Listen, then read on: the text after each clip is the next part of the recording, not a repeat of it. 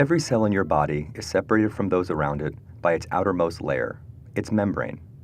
A cell membrane must be both sturdy and flexible. Imagine a membrane made of metal, great at keeping the cell's guts inside, but horrible at letting materials flow in and out. But a membrane made of fishnet stocking would go too far in the opposite direction, leaky but easily torn. So the ideal membrane falls somewhere in the middle. Over the past few centuries, we've learned a lot about the way membranes work. The tale starts in the late 1800s, when, according to legend, a German woman named Agnes Pockels was doing dishes. Her observation that not all detergents dissolve grease in the same way piqued her curiosity, so she made careful measurements of the size of soapy films that formed on the surface of a metal tray filled with water. Later, in the 1920s, GE scientists Irving Langmuir and Kathleen Blodgett re-examined the problem with a more elaborate contraption and found that those tiny slicks were in fact a single layer of oil molecules. Each oil molecule has one side that loves water and floats on the surface, and one side that loathes water and protrudes into the air. So what does it have to do with cell membranes? Well, at the turn of the 20th century, chemists Charles Overton and Hans Meyer demonstrated that the cell membrane is composed of substances that, like oil, have a water-loving part and a water-loathing part. We now call these substances lipids. In 1925, two scientists, Evert Gorder and Francois Grendel, pushed our understanding further.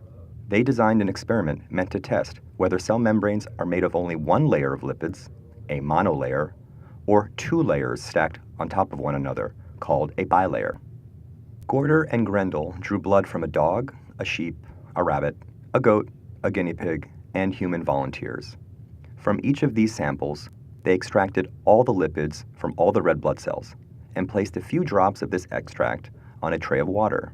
True to form, the lipids, like oil, spread out into a monolayer, whose size Gorder and Grendel could measure. If they compared the surface area of that monolayer to the surface area of the intact red blood cells, they'd be able to tell whether the red blood cell membrane is one or two layers thick. To understand the design of their experiment, imagine looking down at a sandwich.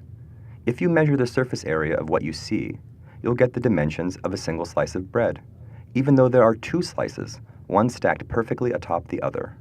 But if you open the sandwich and place the two slices side by side, you get twice the surface area. The Gorder and Grendel experiment is basically the same idea. The open sandwich is the monolayer formed by the extracted cellular lipids spreading out into a sheet. The closed sandwich is the intact red blood cell membrane. Lo and behold, they observed a 2-to-1 ratio, proving beyond a shadow of a doubt that a cell membrane is a bilayer, which when unstacked yields a monolayer twice its size. So almost 30 years before the double helix structure of DNA was elucidated, a single experiment involving fancy versions of household materials enabled deep insight into the basic architecture of the cell.